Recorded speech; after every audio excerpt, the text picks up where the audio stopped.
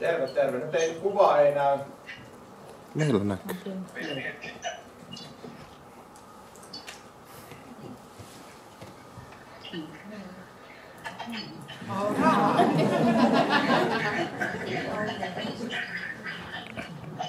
Naurusta pystyt päättelemään, että sun naama näkyy.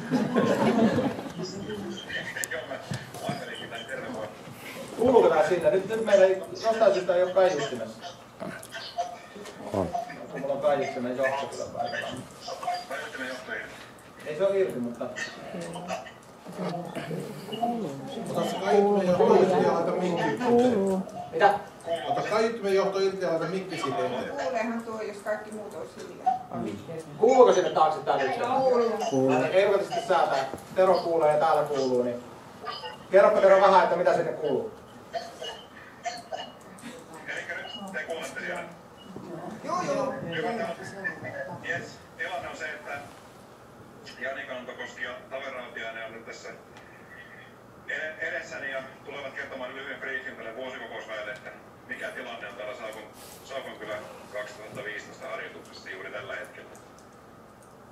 Se on tilannejohtajana, niin joo, kiitos.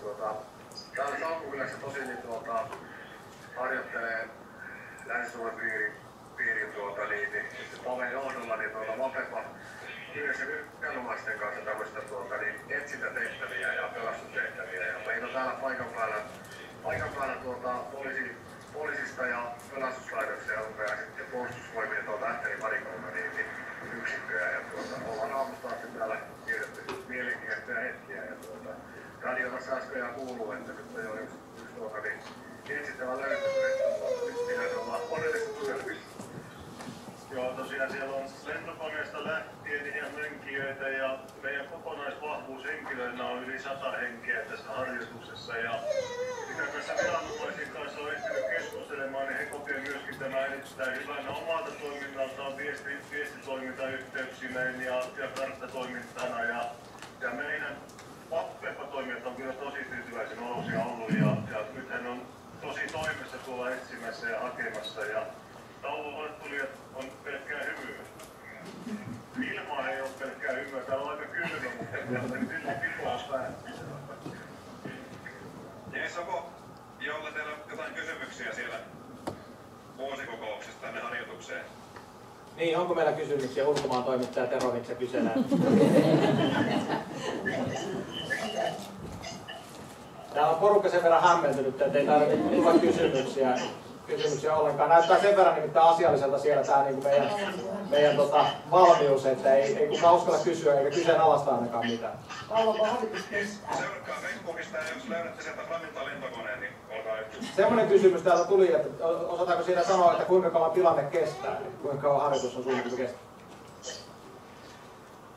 Sitä ei ihan tarkkaan pysty määrittämään, se riippuu vähän onnistumisesta, mutta tunti puolitoista varmaan vielä tästä eteen on suunnilleen. Ja sitten loppupurku siihen päälle, että noin 3-4 välillä tämä harjoitus päätetään tässä. Hyvä.